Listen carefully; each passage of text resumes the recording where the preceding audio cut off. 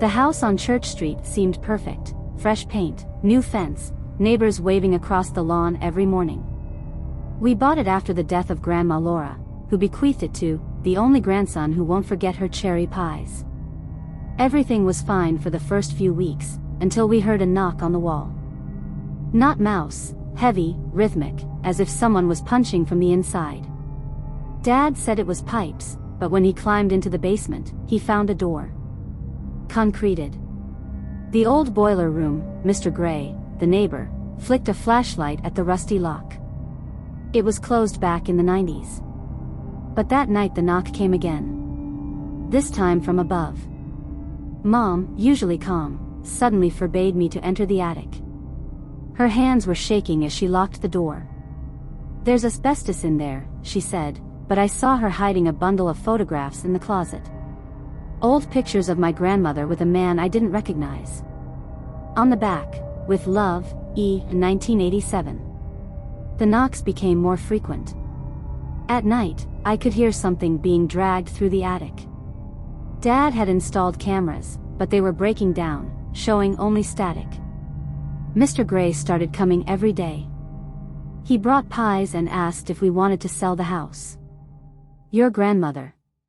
He was smiling, but his eyes weren't laughing.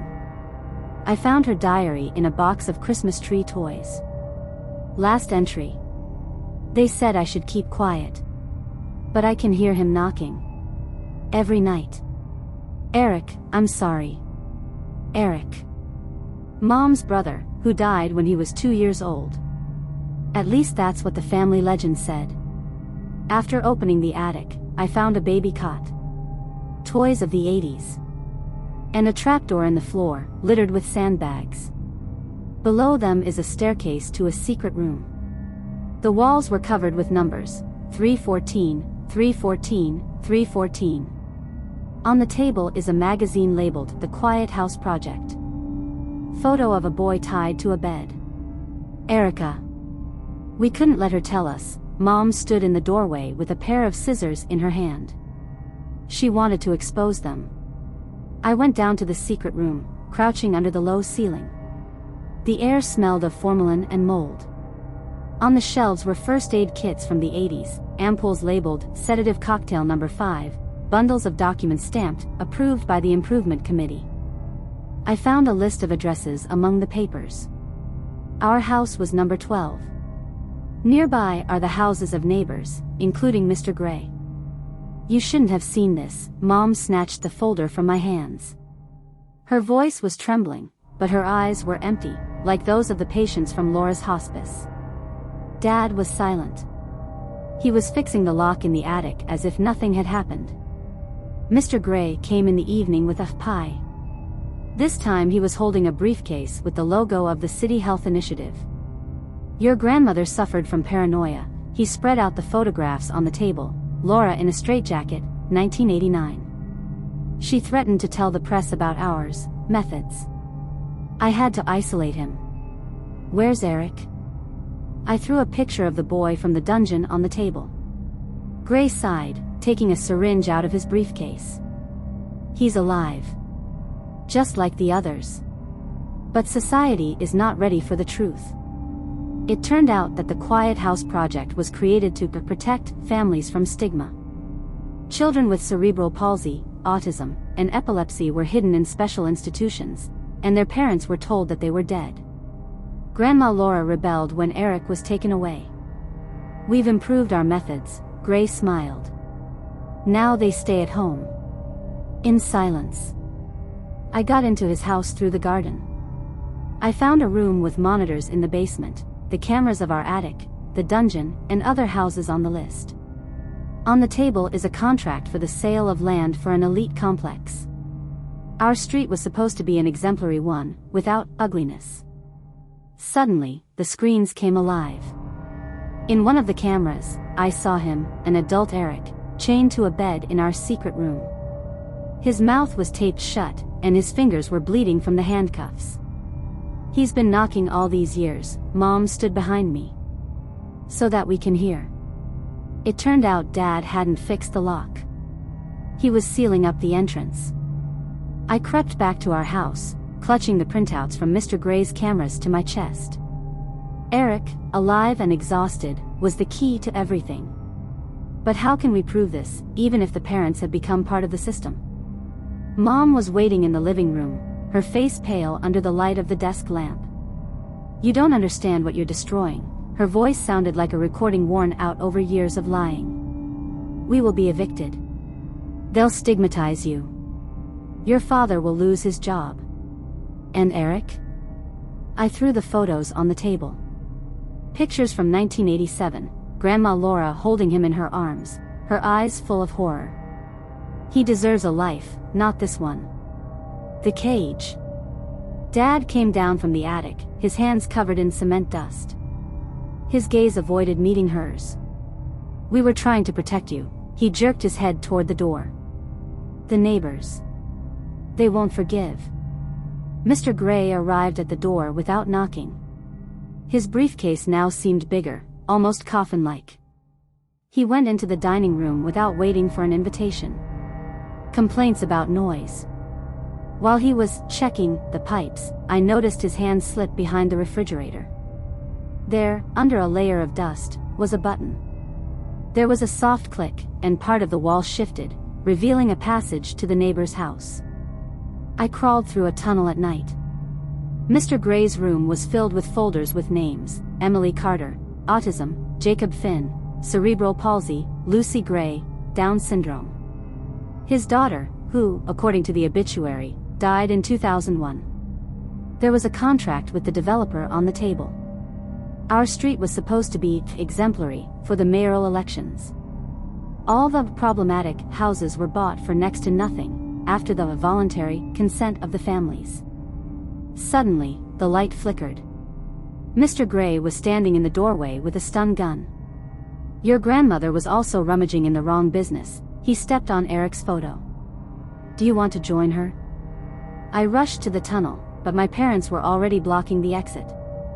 Mom kept my school notebook with my diary entries. "You're sick." Her whisper was scarier than a scream. "We were told. You're being paranoid." Hereditary. They took me to the basement. The one with the concrete door. Inside there is a couch, straps, vials of drugs. On the wall is a calendar with dates of sessions for the last 20 years. "Sometimes the truth hurts." Dad fastened the handcuffs. "You will recover. We will help you." The basement turned out to be part of the network. Behind the concrete wall is a narrow tunnel leading to other houses. The air led into a room with archive shelves. Folders with holograms of exemplary families, 2023, were juxtaposed with video reports, parents signing a waiver for defective children in exchange for benefits. Mr. Gray didn't just oversee the project, he created an entire economy of silence. Families received tax cuts, vouchers to sanatoriums, and, inconvenient, children disappeared into a system of ghost shelters that existed only on paper. "Do you think we're monsters?" Mom brought me soup, but her hands smelled of bleach from cleaning in the tunnel. "We saved you from harassment. From becoming an outcast." They showed old photos of me at the age of 5, smiling awkwardly with a crooked leg, the result of an untreated fracture. Lame Jacob, the kids at school laughed. After the treatment in the basement, I forgot that year. And crutches. And the pain. "We've erased your suffering." Dad inserted the flash drive into the projector. Video, my therapy, injections, electric shocks, hypnosis. "You're perfect now." Mr. Gray used our neighborhood as a laboratory. His goal is to create a city where all families meet the standard. Eric, Lucy, and others are by-products. I dismantled the ventilation grate last night. The tunnel led to the Carter family home. Their daughter Emily, who died of leukemia, lived in a secret room. Her hands were covered in sores from injections. "They're testing drugs on us," she whispered, handing over the note. "Save us. Block 7-inch. When I returned, I found a marked map of the city in the archive. Block 7 is an old school that has been converted into a clinic. They kept teenagers there who couldn't be fixed. Mr. Gray caught me this morning with the evidence. You're as stubborn as Laura. He put the house sale agreement on the table. If you sign it, we'll release Eric. If not, join him. The parents watched in silence. Mom was crying, but she didn't interrupt. You sold Grandma? I pointed my finger at the line of the 1989 agreement. Her name was under the consent form for lifelong care. Dad turned away. The answer was the creak of the door as Eric was ushered into the basement. His eyes were empty, and there was a scar on his neck from a tracheostomy. He's not talking. He doesn't think. Simply. Mr. Gray stroked Eric's head like a dog. The choice is yours that I didn't sign the contract. Instead, he grabbed the map of Block 7 and ran outside, while Mr. Gray yelled at his parents to control their brat. Emily Carter was waiting around the corner, her face hidden by her hood. There's a witness at the school, she shoved the recorder at me. Recordings of the mayor's voice discussing the disposal of marriage with Gray. But he won't come out on his own. Block 7 turned out to be a fortress, cameras on every pillar, patrols with dogs. We made our way through the sewers, the stench of which ate into our skin. There are rows of beds in the basement of the school. Children with IVs, their hands tied to the handrails. There are signs above each bed, side effect. Suitable for phase 2. They're testing vaccines, Emily pointed to the refrigerators with test tubes. They use us like lab rats. The witness, a boy of about 10 with a scar on his cheek, was shivering under a blanket. They come at night. They take blood. He grabbed my sleeve. If you cry, they electrocute you. I took out my phone to take a video, but the screen went blank. The signal was silenced. Mr. Gray appeared at the door with a guard. Naive, he nodded at Emily. Her sister died last month. From complications. Emily rushed at him, but the guard hit her with a taser. Her body shook on the wet floor. The choice is simple. Gray held out the contract again. You sign it, they'll get painkillers. No, let's start with her. The parents entered the basement. Mom was holding a syringe with a clear liquid. We didn't want to, her voice sounded like a sod, off record. But they showed the video. You broke your leg on purpose. To shame us. It turned out that Gray had been keeping a dossier on every family for decades, childish tantrums, deuces at school, drunken teenage parties. Anything that could disgrace the area. You're either with us or against us. Dad looked into my eyes for the first time. We chose life. I found a key card in Emily's pocket. Label, Lab 3. Emergency access. There. Their server room, she whispered, fainting. Evidence. I ran down the hallway, knocking down a guard with a fire extinguisher. Lab 3 was filled with hard drives. On the screens are lists of decommissioned, Eric, Emily, dozens of others. The files marked export were sent to medical corporations. Gray burst in with a gun. You will destroy the lives of thousands. He was aiming at my chest. For what? A handful of freaks? A video popped up on the screen. My parents were signing my consent for therapy. The date is tomorrow. I hit Gray with an archived hard drive. The metal bit into his temple, and blood splattered onto the servers. The guards opened fire, and bullets shattered the evidence screens. The data was dying in sparks, but I managed to upload a copy to the stolen key card. The parents were standing in the doorway, syringes in their hands. Mom was crying, but she was getting closer. We can't let you go, Dad grabbed me by the throat. You know too much. Eric suddenly screamed. His hoarse roar echoed through the hallway. He was banging his head against the wall, ripping out a tracheostomy. Blood, slime, rage, it distracted the guards. I broke free and rushed to the exit. They chased me, shooting at me. The bullet broke through the window, the fragments dug into his arm. Unit 7 was on fire. The children, who could, climbed out through the windows. Emily was dragging a 10-year-old witness, her face burned. The police. Someone screamed. But they weren't cops. Black vans with the crisis management logo disembarked masked men. They were grabbing the fugitives, injecting sedatives. I hid in the trash can, watching through the crack. Eric was being dragged to the van. He bit the guard's arm and pulled away.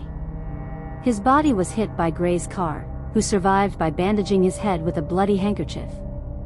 No one will believe you, he kicked Eric's corpse. You're just a kid with a fake flash drive. USB flash drive. It was in my pocket. But Gray didn't know that I had sent a copy to the cloud via the school's Wi-Fi. Password, Laura 1987. At home, under the sink, I found the key to Grandma's safe. It contains her diaries, Eric's photo, and a letter to the prosecutor's office in 1991. All marks, rejected for lack of evidence. The next morning, I went to a news website. The video from Block 7 has already been trending. Comments on, montage, where is the child actor, Gray is the hero who cleanses the city. But some believed it. Moms from neighboring districts called, asking about the school. Emily's father brought me her body, she died of an overdose, which was injected into her by the rescuers. Mr. Gray has put me on the wanted list for arson and libel. The parents gave an interview. He's mentally ill. We tried to help. I escaped in a refugee truck from Block 7. In my pocket I have a flash drive, a letter from my grandmother, and a photo of Eric. The next target is the headquarters of Crisis Management. The original contracts are stored there. But on the way, I noticed a rash on my arm. Purple spots, like Laura's. I hit Gray with an archived hard drive. The metal bit into his temple, and blood splattered onto the servers. The guards opened fire, and bullets shattered the evidence screens. The data was dying in sparks, but I managed to upload a copy to the stolen key card. The parents were standing in the doorway, syringes in their hands. Mom was crying, but she was getting closer. We can't let you go, Dad grabbed me by the throat. You know too much. Eric suddenly screamed. His hoarse roar echoed through the hallway. He was banging his head against the wall, ripping out a tracheostomy. Blood, slime, rage, it distracted the guards. I broke free and rushed to the exit. They chased me, shooting at me. The bullet broke through the window, the fragments dug into his arm. Unit 7 was on fire. The children, who could, climbed out through the windows. Emily was dragging a 10-year-old witness, her face burned. The police. Someone screamed. But they weren't cops. Black vans with the Crisis Management logo disembarked masked men. They were grabbing the fugitives, injecting sedatives. I hid in the trash can, watching through the crack. Eric was being dragged to the van. He bit the guard's arm and pulled away. His body was hit by Gray's car, who survived by bandaging his head with a bloody handkerchief. No one will believe you, he kicked Eric's corpse. You're just a kid with a fake flash drive. USB flash drive. It was in my pocket. But Gray didn't know that I had sent a copy to the cloud via the school's Wi-Fi. Password, Laura 1987. At home, under the sink, I found the key to Grandma's safe. It contains her diaries, Eric's photo, and a letter to the prosecutor's office in 1991. All marks, rejected for lack of evidence. The next morning, I went to a news website. The video from Block 7 has already been trending. Comments on, montage, where is the child actor, Gray is the hero who cleanses the city. But some believed it. Moms from neighboring districts called, asking about the school. Emily's father brought me her body, she died of an overdose, which was injected into her by the rescuers. Mr. Gray has put me on the wanted list for arson and libel. The parents gave an interview. He's mentally ill. We tried to help. I escaped in a refugee truck from Block 7. In my pocket I have a flash drive, a letter from my grandmother, and a photo of Eric. The next target is the headquarters of crisis management. The original contracts are stored there. But on the way, I noticed a rash on my arm. Purple spots, like Laura's. The city received the Safest Neighborhood of the Year award. Mr. Gray gave an interview about defeating fake news. In the new school, on the site of Block 7, there is a sign, "The best students study here." And in the basement, behind soundproof walls, John Doe is knocking. Sample 45F. He writes letters to a non-existent grandmother. Sometimes he tears his veins to check if they are blue. He's being treated. They're improving it. Soon he'll forget even knocking.